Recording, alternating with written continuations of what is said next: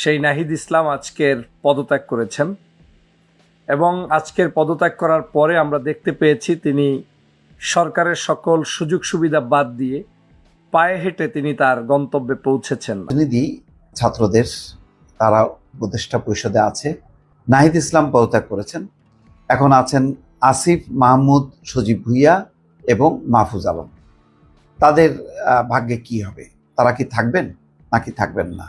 যেহেতু একটি প্রশ্ন উঠেছে রাজনৈতিক অঙ্গনে যে ছাত্ররা সরকারের থেকে দল করছে, এটা সরকারের নিরপেক্ষতাকে প্রশ্নবিদ্ধ করছে, এরকম একটি রাজনৈতিক বক্তব্যকে কি তারা উপেক্ষা করে? এই বর্বরতা কোনো সেনা সদস্য করেনি, সম্পূর্ণটাই তদানীন্তন বিজিবি সদস্য দ্বারা সংঘটিত। যে সমস্ত সদস্য শাস্তি পেয়েছে তারা শাস্তি পাওয়ার যোগ্য। এখানে কোনো রাজনৈতিক নেতৃবৃন্দ এর মধ্যে উপস্থিত ছিল কিনা, ইনভলভ ছিল কিনা। দিকে দেশের মধ্যে চরম অস্থিরতার মধ্যে হঠাৎ করেই পদত্যাগের ঘোষণা দেন উপদেষ্টা নাহিদ।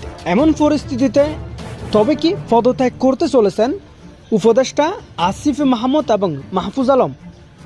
হঠাৎ করেই পিলখানা হত্যাকাণ্ড নিয়ে মন্তব্য করে ফেসে যাচ্ছেন সেনাপ্রধান ওয়াকার।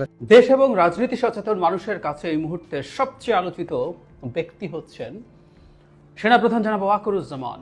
তিনি একটা বক্তৃতা করেছেন, তার অনেকগুলো অ্যাসপেক্ট আছে, সেটা নানামুখী বিশ্লেষণ হচ্ছে, তার বক্তব্যকে সমর্থন করছে অনেকে, কেউ সিরিয়াসলি বিরোধিতা করছেন, সমালোচনা করছেন, কেউ মিক্সড ফিলিং। আমার নিজেরও টেক আছে, তার পুরো বক্তৃতাটার একটা ডিটেলড অ্যানালিসিস আমি করব।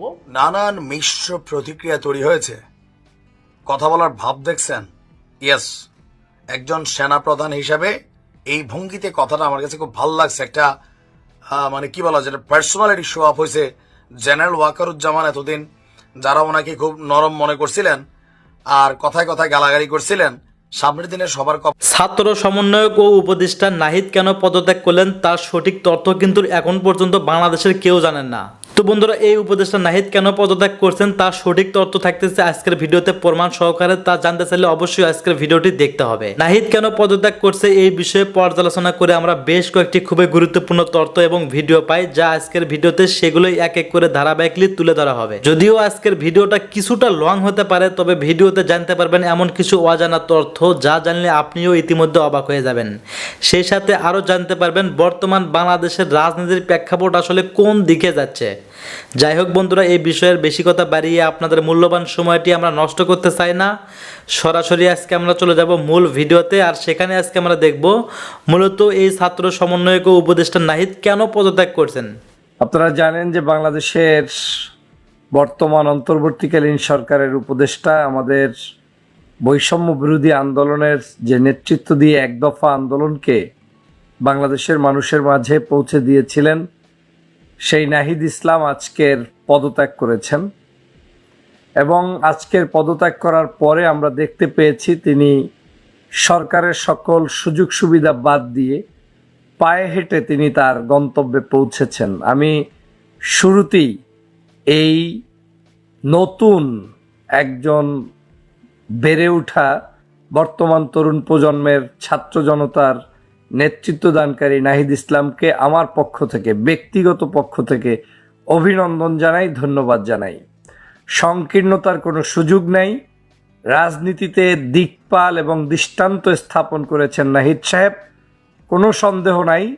যেখানে আমরা অনেক বড় বড় মানুষরাও বিভিন্ন জায়গায় ছোট ভাইদেরকে নিয়ে তর্কে জড়িয়ে যাই, সেই জায়গায় নাহিদ ইসলাম নীরবে নিবৃতে তার যখন সিদ্ধান্ত নিতে মন চেয়েছে তখন সিদ্ধান্ত নিয়ে দেশ এবং জাতির পক্ষে তিনি তার মতো করে পদত্যাগ করে এবং রাজনৈতিক বিতর্কের ঊর্ধ্বে উঠে গিয়ে নতুন দল গঠন করতে যাচ্ছেন। সেজন্য আমি অভিনন্দন জানাই, ধন্যবাদ জানাই।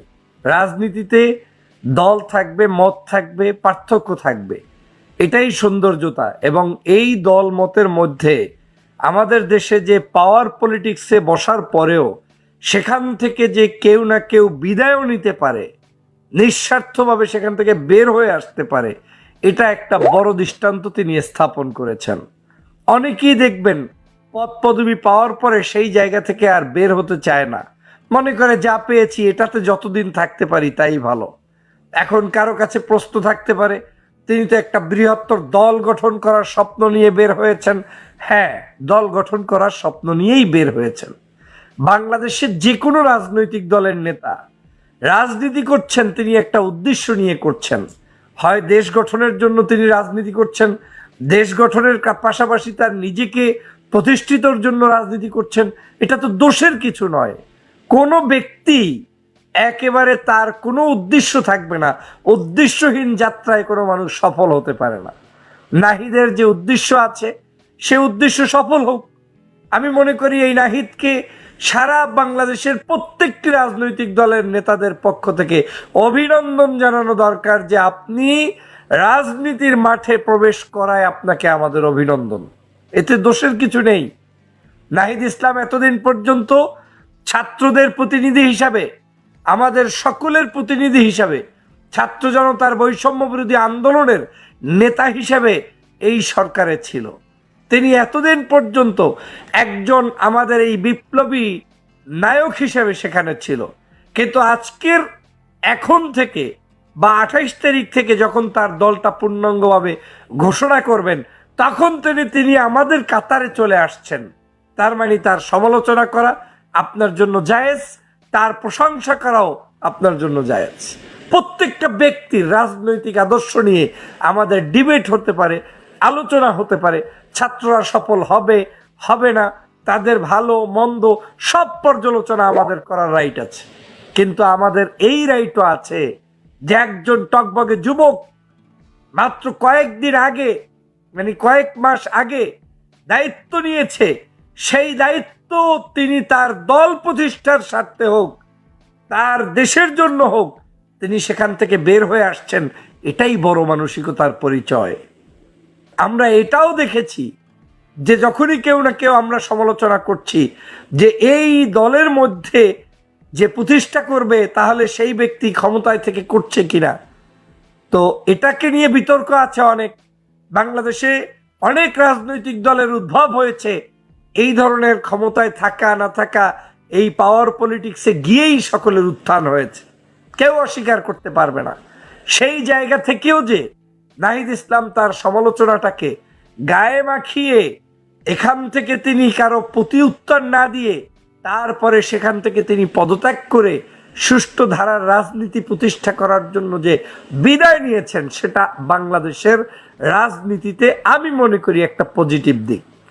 সেটা যদি নাহিদ ইসলাম না করে অন্য আরেকজনও করতো, আমি তাকে সাধুবাদ জানাতাম, ধন্যবাদ জানাতাম। আমি মনে করি বাংলাদেশের সমগ্র রাজনৈতিক সংগঠনের উচিত তাদেরকে অভিনন্দন জানানো। আমি বিশ্বাস করি নাহিদ ইসলাম বাংলাদেশের ছাত্র জনতার পালস বুঝে দেশের বর্তমান প্রজন্মের যে চাহিদা, সেই চাহিদাকে অনুধাবন করে দেশের ধর্মীয় মূল্যবোধ, সামাজিক মূল্যবোধ, রাজনৈতিক মূল্যবোধ সব কিছুকে মাথায় রেখে এই দলটাকে সামনের পথে যদি এগিয়ে নিয়ে যেতে চান বা সক্ষম হন, তাহলে জনগণের ভালোবাসায় সিক্ত হলে হবে। জনগণ তাদেরকে অবজ্ঞা করলে হবে না। এই দলটাকে প্রতিষ্ঠিত হতে বাধা দেওয়ার মধ্যে কোনো সফলতা নাই, বরং যারা তাদেরকে পিছন থেকে আপনার উৎসাহ প্রদান করবেন তারাই প্রকৃত গণতন্ত্র প্রেমী, প্রকৃত দেশপ্রেমিক, এবং তারাই মূলত ভালো মানুষ বলে আমি মনে করব। আসুন নাহিদ ইসলামের এই আজকের যে তিনি আমাদের দায়িত্ব পালন করেছেন এতদিন পর্যন্ত, এবং দায়িত্ব পালন করে তিনি যে বিদায় নিয়েছেন, সেজন্য আমি একদিকে ধন্যবাদ জানাই। তিনি এতদিন পর্যন্ত আমাদের প্রতিনিধি হয়ে, সকলের প্রতিনিধি হয়ে, ছাত্রদের প্রতিনিধি হয়ে তিনি যে কাজ করেছেন, দেশের জন্য লড়াই করেছেন। এবং আমার বিশ্বাস, আমার আত্মবিশ্বাসের জায়গা থেকে বলছি, আমার বিশ্বাস তাদেরকে কোনো দুর্নীতি গ্রাস করতে পারে নাই। তাদের ভিতরে কোনো ধরনের অসঙ্গতি, আমার বিশ্বাস থেকে বলছি, যদি এটা মিস্টেকলি কোনো কারণে কোনো দিন প্রমাণ হয় যে তারা দুর্নীতি করেছে, সেটা প্রমাণ হলে আমি আমার কথা উড্ড করব। কিন্তু আজ পর্যন্ত আমার জায়গা থেকে বলছি, তারা যেই জামা, স্যান্ডেল, গেঞ্জি নিয়ে প্রবেশ করেছিল ওই অফিসে, হয়তো ওই রকম করেই একই চালচলনে তারা বিদায় নিয়েছে। অতএব তাদেরকে আমাদের খোঁচাখুচি করে কোনো লাভ নেই। সাধারণ ছাত্র হিসাবে দেশপ্রেমিকের পরিচয় দিয়ে এক দফা দাবি আন্দোলন করে যেই নেতা আজকের সরকারে গিয়েছে, অনেক কিছুকে ফেলে রেখে তিনি আজকের বিদায় নিয়েছেন, এইটা তো আপনাকে স্বীকার করতে হবে। এটার মধ্যে ভালোত্ব আছে। শোনেন, পাওয়ার আল্লাহ তাআলা দেয়। আমি সারাদিন যদি নিজে নিজে জ্বলতে জ্বলতে শেষ হয়ে যাই, আমি কেন পাই না, আপনি কেন পান না, কোনো লাভ নেই। যার তাকদিরে যেটা আছে সে সেটা ভোগ করবে। যার তাকদিরে জনপ্রিয়তা আছে, যার তাকদিরে টাকা আছে, যার তাকদিরে সম্মান আছে, যার তাকদিরে এমপিত্ব আছে, মন্ত্রিত্ব আছে, সে যখন হওয়ার তখনই হবে। আপনি আমি এই কালচারালি যে আমরা একটু কেউ কিছু হলেই অস্থির হয়ে যাই, সেটা আমাদের একটা সমস্যা, জাতীয় সমস্যা। আমরা সেই জায়গা থেকে বের হয়ে আসতে হবে। প্রিয় সহযোদ্ধা ভাইয়েরা, প্রিয় দেশবাসী, প্রিয় ভাই ও বোনেরা, আজকের নাহিদ ইসলাম আজকে যে আমাদের পক্ষ থেকে এতদিন পর্যন্ত কষ্ট করে সরকারের এই দায়িত্ব পালন করেছে, আমি তাকে প্রথমে সেজন্য কৃতজ্ঞতা জানাই, ধন্যবাদ জানাই। এবং এখন যে নাহিদ ইসলাম ছাত্র জনতার মাঝে এসে নতুন করে রাজনৈতিক নেতৃত্ব দিবেন বলে আশা প্রকাশ করছেন, সেজন্য আমি আমার ব্যক্তিগত পক্ষ থেকে শুভকামনা প্রকাশ করছি। আমি সব সময়ের জন্য আপনার এই সত্যবাদী এবং দেশপ্রেমিক প্রচেষ্টা যতদিন অব্যাহত থাকবে, আমি আমার পক্ষ থেকে আপনাদের প্রতি সেই শুভকামনা, ভালোবাসা সব সময় থাকবে। আমি তো এটাই চাই যে আপনি কেমন সেটা জনগণ মানদণ্ডের হিসাব করে বিচার করে দিবে। আপনার সামনে সাদা ব্যালট পেপার থাকবে, ব্যালটে বলে দিবে নাহিদ ইসলামকে জনগণ কতটুকু পছন্দ করে কিংবা করে না। বাংলাদেশের সকল রাজনৈতিক দল আছে, কিন্তু আমাদের একটি অভ্যাস হচ্ছে, বাংলাদেশের যখন কেউ উঠতে চায় আমরা তাদেরকে উঠতে দিতে চাই না। যখন আমার প্রয়োজন হয় আমরা তাদেরকে ব্যবহার করার চেষ্টা করি, আমরা তাদের কাছে গিয়ে কুর্নিশ করি, তাদেরকে প্যাট্রোনাইজ করি, তাদের পিছনে বেকআপ দেই, কারণ আমার প্রয়োজন। কিন্তু যখন তাদের কিছু প্রয়োজন তখন আমরা পিছপা হয়ে যাই। 24-এর গণ অভ্যুত্থানে দেখেছি, আমি তো দেখেছি, পৃথিবীর সবাই যদি অস্বীকার করে তারপরেও আমি কোনোদিন অস্বীকার করতে পারবো না। আমরা যেটা পারিনি সেটা এই 24-এর ছাত্রছাত্রীরা পেরেছে। তারা রাজপথে নেমে আমাদেরকে নতুন স্বপ্ন দিয়ে বাংলাদেশ গঠন করে দিয়েছে, আর তারা করে দিয়েছে বিদায় আমরা আসতে পেরেছি। এটা দোষের কিছু না। আমি অনেক কিছু পারি না, আর একজনে পারে, এটা স্বীকার করার মধ্য দিয়ে আনন্দ। বরং আমি পারি না তারপরেও বলতে হবে আমি পারি, আমি করি। এটা হচ্ছে জাহিলিয়াত, এটা হচ্ছে মূর্খতা, এটা হচ্ছে বোকামি ছাড়া আর কিছু নয়। আজকের এই নাহিদ ইসলামরা আমাদেরকে নেতৃত্ব দিয়ে যে বিশাল বিজয়টা অর্জন করিয়ে দিয়েছে, এই জন্য তাদের প্রতি কৃতজ্ঞ চিত্তে আমাদেরকে স্মরণ করা উচিত। প্রিয় সহযোদ্ধা ভাইয়েরা, প্রিয় বোনেরা, আজকে সেজন্য শুধু নাহিদ ইসলাম নয়, বৈষম্য বিরোধী আন্দোলন চলা অবস্থায় যারাই আমাদের জন্য সহযোগিতা করেছে, আমরা তাদের প্রতি কৃতজ্ঞতা জানাই। আমরা তাদের প্রতি কৃতজ্ঞতা জানাই। একটা পরিবারের মধ্যে 5 ভাই বোন থাকলে সবাই কর্মক্ষম হয় না। একজনে খেটে পিটে এনে বাকি 3-4 জনকে চালানোর চেষ্টা করে, ওই যে খাটে তাকে স্মরণ করতে হবে। বাকিরাও ওই পরিবারের অংশ, কিন্তু তাদেরকে, ওই ব্যক্তিকে শুকরগুজারি করতে হবে। আজ বাংলাদেশে শুকরগুজারির যথেষ্ট অভাব রয়েছে বলে আমি মনে করি এটা আমাদের রাজনীতিতে আগামীর পরিবর্তন যেটা হওয়া উচিত সেটা কোনোভাবেই সম্ভব নয়। আগামীর সুষ্ঠু সুন্দর ধারার রাজনীতি করতে হলে যুবকদের চাহিদাকে আপনার ফুলফিল করতে হবে, জনতার চাহিদাকে আপনার অ্যাডাপ্ট করতে হবে, তাদের সাথে আপনার দৈনন্দিন আপনার রুচির পরিবর্তন করে দেশটাকে এগিয়ে নিয়ে যেতে হবে। সে কারণে নাহিদ ইসলামরা আমাদের অবশ্যই যতটুকু কাজ করেছে আমাদের জন্য, দেশের জন্য, তার যত কাজ করেছে এই সবগুলো কাজের জন্য আমাদের পক্ষ থেকে কৃতজ্ঞতা জানানো দরকার। আবার এরাই যখন নিন্দনীয় কিছু করবে তখন সেই নিন্দা পাওয়ারও প্রাপ্তি তারা রাখে, তাতে দোষের কিছু নাই। আসুন আমরা সবাই নাহিদ ইসলামের প্রতি শুভকামনা করি। তাদের দল নতুন করে যখন আসবে, তারা সেই দল নিয়ে যেভাবে পথ চলতে চায় সেটা যদি দেশের কল্যাণে হয়, মানবতার কল্যাণে হয়, ধর্মের কল্যাণে হয়, সমাজের বিভিন্ন সভ্যতা সংস্কৃতি সব কিছুকে ধরে রাখার কল্যাণে হয়, তাহলে যেন তারা কামিয়াবি হতে পারে, আপনার আমার সকলের ভালোবাসা পেতে পারে, সেটাই আমাদের প্রাপ্তি। আমরা আমাদের নতুন আরেকটি স্বপ্ন, নতুন আরেকটি মানুষ, নতুন আরেকটি নেতৃত্ব আমরা পাচ্ছি, এটা আমাদের দেশের জন্য সম্পদ। এদেশে কত বাজে মানুষ রাজনীতি করছে, কত খারাপ দুষ্ট লোকেরা রাজনীতি করছে, কত টেন্ডারবাজ সমাজের মধ্যে মানে কলহ সৃষ্টিকারী বিভিন্ন মানুষ রাজনীতি করছে। নাহিদরা কেন পারবে না? কেন পারবে না? মনটা বড় করেন, প্রশস্ত করেন, স্পেস তৈরি করে দেন।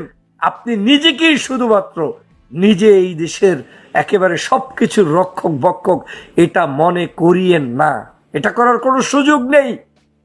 এই রাজনীতিতে যারা গণতন্ত্রের ওপেন স্পেস চান, 16 বছর পর্যন্ত যারা গণতন্ত্রের জন্য লড়াই করেছেন, তাদের সবার আগে উচিত প্রত্যেকটি ভালো কাজের স্বীকৃতি দেয়া। অতএব এই নাহিদ সাহেবরা আজকের বাংলাদেশের জনতার জন্য যতটুকু কাজ করেছে আমরা কৃতজ্ঞতা জানাই। আমি তার শুভকামনা করছি। অগ্রিম আসসালামু আলাইকুম। নাহিদ ইসলাম পদত্যাগ করলেন, তিনি এখন নতুন দল চালাবেন, রাজনীতি করবেন।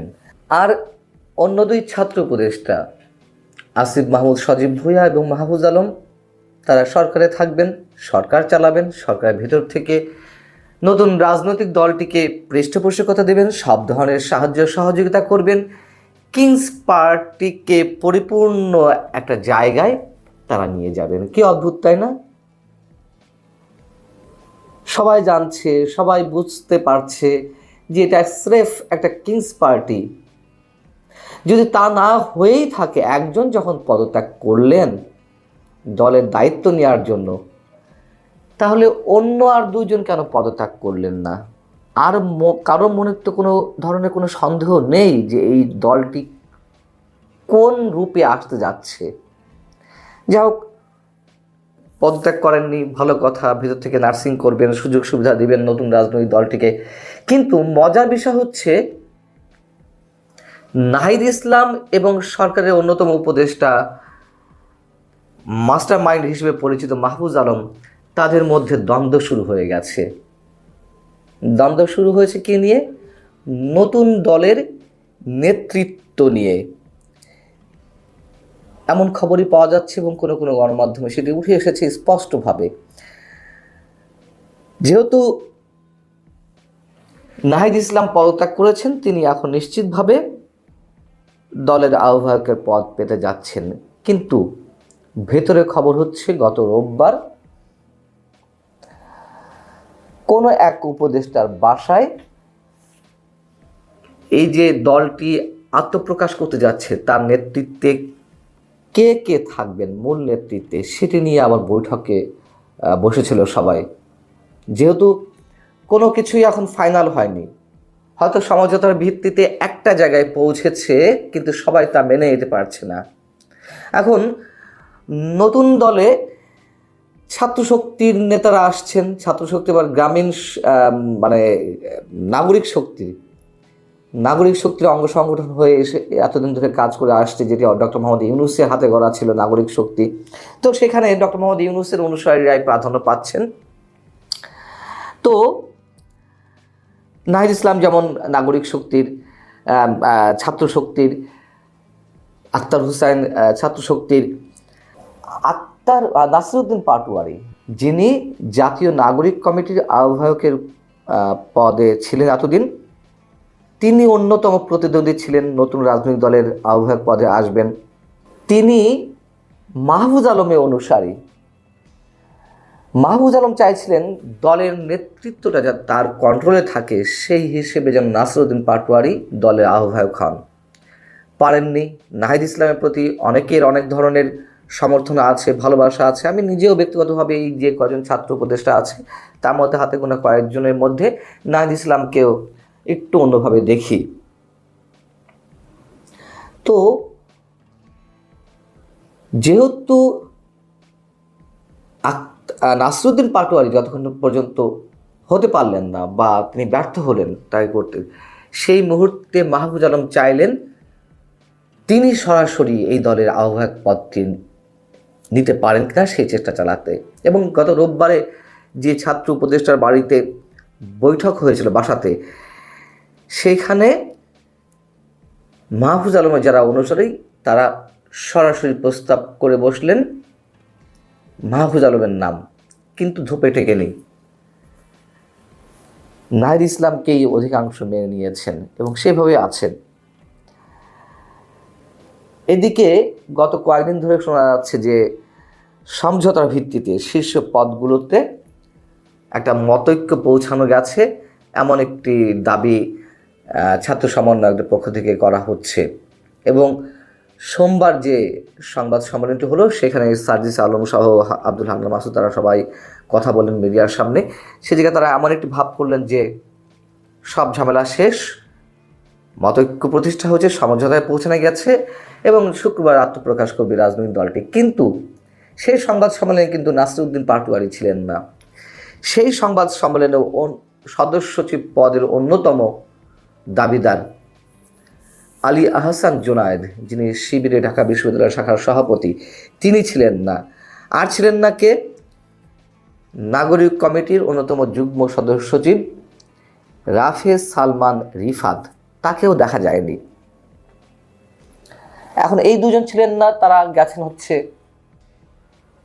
চীনের আমন্ত্রণে, যে বিশাল একটি প্রতিনিধি দল গেল চীন সফরে বিএনপির নেতৃত্বে, তার সদস্য হয়ে এই দুজন গেছেন এবং তারা নিশ্চিতভাবে আগামী শুক্রবার যে রাজনৈতিক দলটি আত্মপ্রকাশ করতে যাচ্ছে তারা সেখানে থাকবেন না।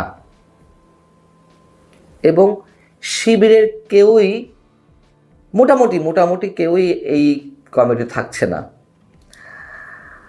আর নাসিরউদ্দিন পাটোয়ারি কেন উপস্থিত ছিলেন না তা তো বোঝাই যাচ্ছে।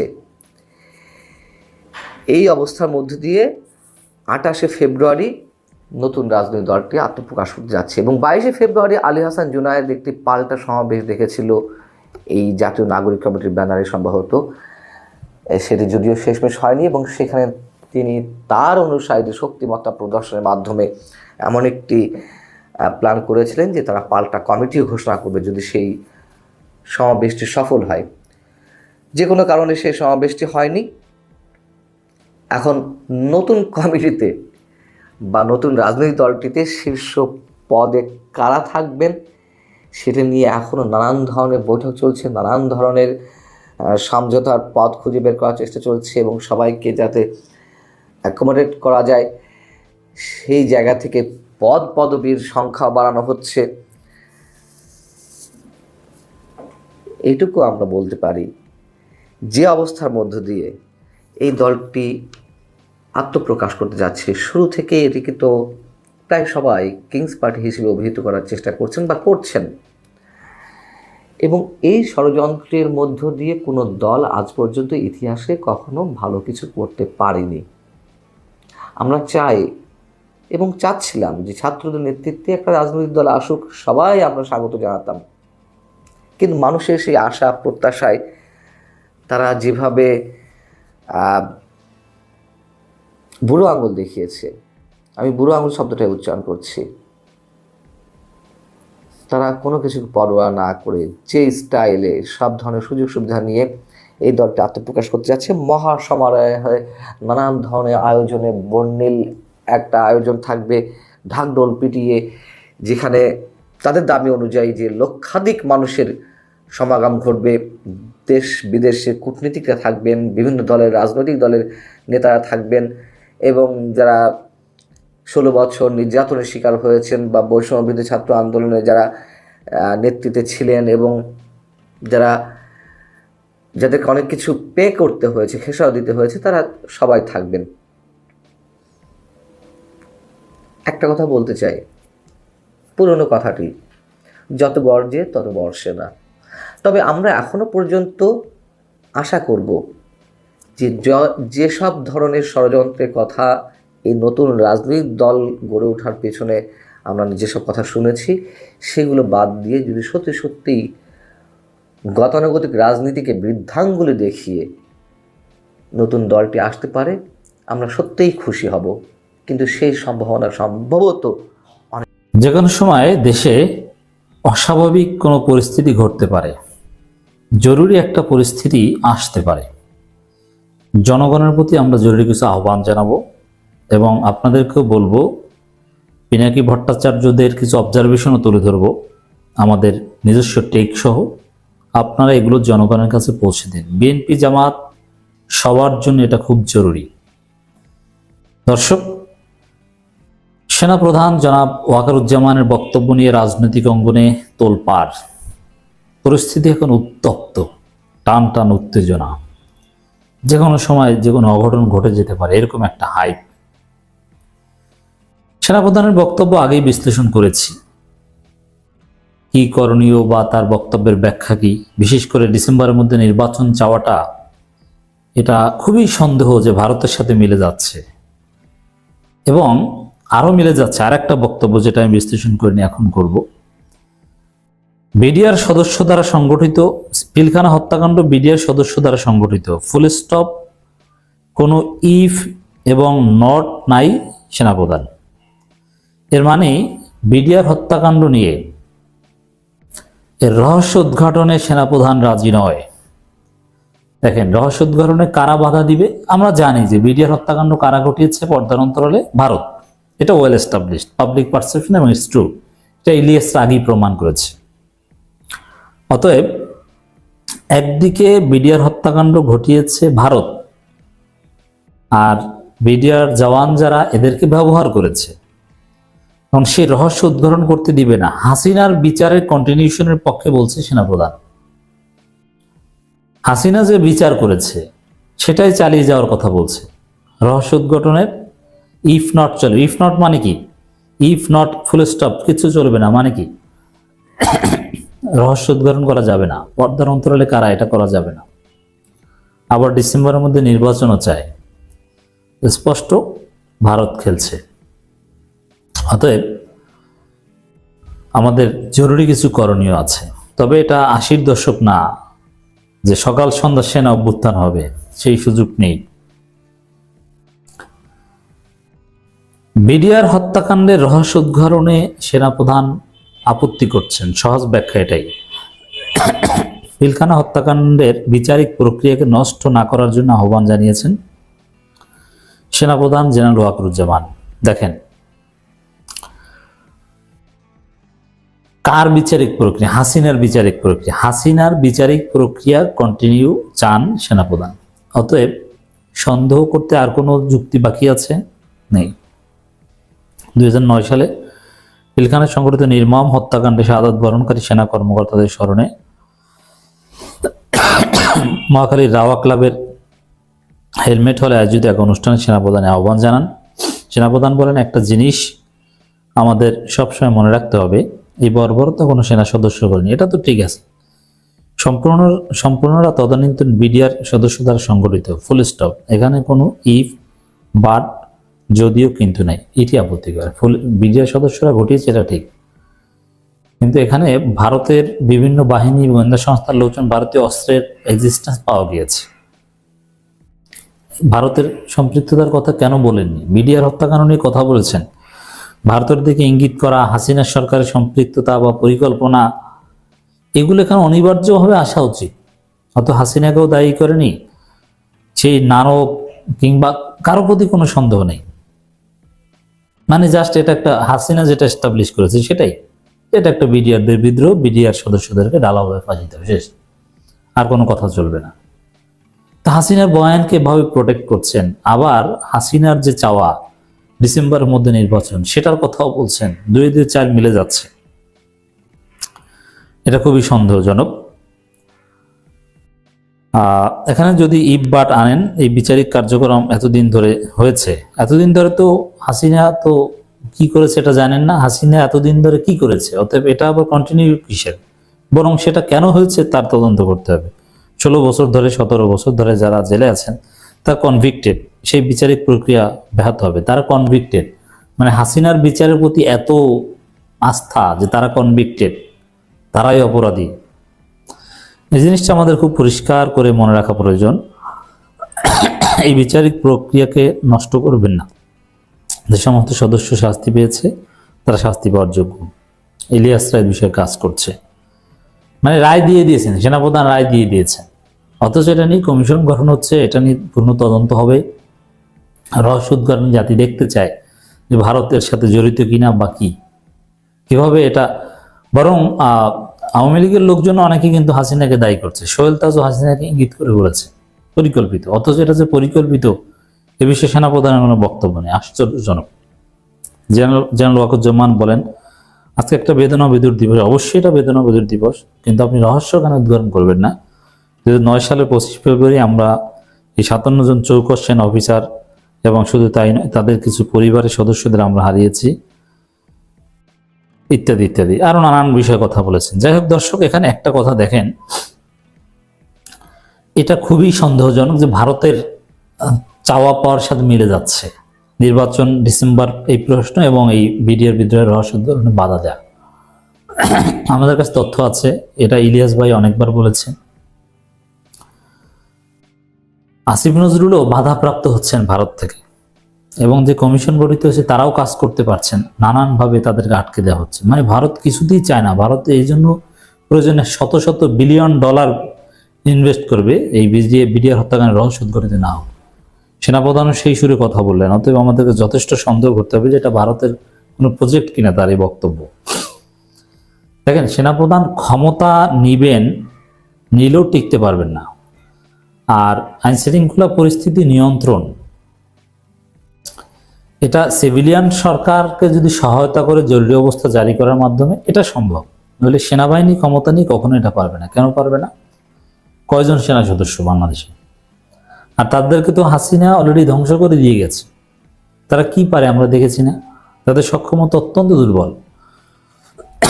অতএব এই সেনাবাহিনীকে নতুনভাবে ঢেলে সাজাতে হবে। তারা তেমন কিছু পারে না, তারা চুরি ছিনতাইকারী দমন এখন ভালোভাবে করতে পারে না। অনেকে বলে যে ধ্বজভঙ্গ, আমি সেটা বলি না। হাসিনা এই বাহিনীকে ধ্বংস করে দিয়েছে, অতএব এই বাহিনীকে আগের জায়গায় ফিরিয়ে নিতে হবে। সেটা ওয়াকরুজ্জামান করুক, কিন্তু ডিসেম্বরের মধ্যে নির্বাচনের জিকির আপনাকে করতে বলা হয়নি, সন্দেহজনক। এই বিষয়ে আমাদের করণীয় কি, এই বিষয়ে পিনাকি ভট্টাচার্য জরুরি কিছু আহ্বান জানিয়েছেন, এটা একটু আপনাদেরকে ছোট বিশ্লেষণ সহ পৌঁছে দিতে চাই। দর্শক, ওয়াকার জেনারেল সিসি হইতে চাইতেছে, সে ইন্ডিয়ান প্ল্যানিং এ ক্ষমতা টেক ওভার করার উদ্যোগ নিচ্ছে। ওয়াকার সাপে নাকি জানে না ক্যান পাবলিকে তার উপরে বিলা, পয়েন্ট ধরে ধরে বলে দেয়া হয়েছে, তাও উই বুঝে না ক্যান পাবলিক তার উপরে বিলা। আবার সে হুমকি দেয়, সতর্ক করে। কারে হুমকি দেয়, কারে সতর্ক করে? রাজনীতিবিদদের। ওয়াকার সাপ সিসি হইতে পারবা কিনা জানি না, তবে খালেদ মোশাররফ হওয়ার চান্স আছে কলে, সম্ভাবনা কম না। বাংলাদেশে সেনা অভ্যুত্থান ওগুলো চলবে না, ছাত্র জনতা ওগুলো মানবে না, সেই যুগ নাই ভাই। অতএব আমরা উদ্বিগ্ন না। সে উদ্বেগ থাকলে সেনাবাহিনীর বিরুদ্ধে ভাবে জনগণ বলতো না। আর্মি এই জায়গায় আসছে তার ছাত্রদের অবমিষ্যকারিতায়। ছাত্ররা ভুল করছে, ছাত্ররা অলরেডি ধ্বংসের দিকে, এই জন্য নতুন বিপ্লবীদেরকে দাঁড়াতে হবে। আমি অনেক আগে থেকেই এটা নিয়ে সতর্ক করেছিলাম। প্রথম রাতেই এস্টাবলিশমেন্টের হাতে সব কিছু তুলে দিচ্ছে অল্পতেই, আর এস্টাবলিশমেন্ট ইন্ডিয়ার কেনা গোলাম। এবার বুঝছেন তো এই আইনশৃঙ্খলা পরিস্থিতির অবনতি কার ইশারায় হইতেছে, কেন সে মাঠে থাকা আর্মিকে বসে বসে সব দেখার নির্দেশ দিছে, কিছু না করার নির্দেশ দিছে। এই বক্তব্যের পর প্রফেসর ইউনূসের অথরিটি থাকে না। সে ডিজিএফআই সব আকামের সাফাই দিতেছে, তবে দুনিয়া আর 80 দশকে নাই। এটা খুব গুরুত্বপূর্ণ পয়েন্ট। সকাল সন্ধ্যা সেনা অভ্যুত্থান করার যুগ নেই। যাই হোক, ওয়াকার সাহেব, দুই না করলে অত সোজা না। দুই না 80 দশকে নাই। আপনারা 7 মাসে কি এনাফ কাজ করেছিলেন তা পাবলিক করব। কি কি আকাম করেছিলেন সেগুলো জনগণকে জানাবো। নেহাত যাই হোক, এগুলো আমরা সেনাবাহিনীর বিরুদ্ধে পিনাকি যত বিরোধী, আমরা অতটা বিরোধী নই। আমরা জাস্ট এটা বলবো যে ভারতের দালালি করবেন না, ডিসেম্বর নির্বাচনে দালালি করবেন না। আর এটা ঠিক যে সেনাবাহিনী মাঠে আছে কিন্তু কাজ করছে না, কোনো কাজ হতে আমরা দেখিনি। সেনাবাহিনীর কোনো ভূমিকাই আমরা দেখি না। সেনাবাহিনী ব্যর্থ হিসেবে প্রমাণিত হচ্ছে। অতএব এটা সন্দেহজনক। তবে সিসি হতে পারবে না। দেখেন, হ্যাঁ, আওয়ামী লীগ ক্ষমতায় থাকলে ওইরকম তাদের সাথে মিলে সেনাবাহিনী কিছু করতে পারে, কিন্তু এখন দেশের যে অবস্থা, যেখানে পুলিশ বা দেশে একটা বিভক্ত পরিস্থিতি, এইখানে সেনাবাহিনী, বাংলাদেশ সেনাবাহিনীর অত সক্ষমতা নাই যে তারা জনগণকে পিটিয়ে দেশ শাসন করবে। রাস্তা একটাই, ডক্টর ইউনূসকে সহযোগিতা করুন।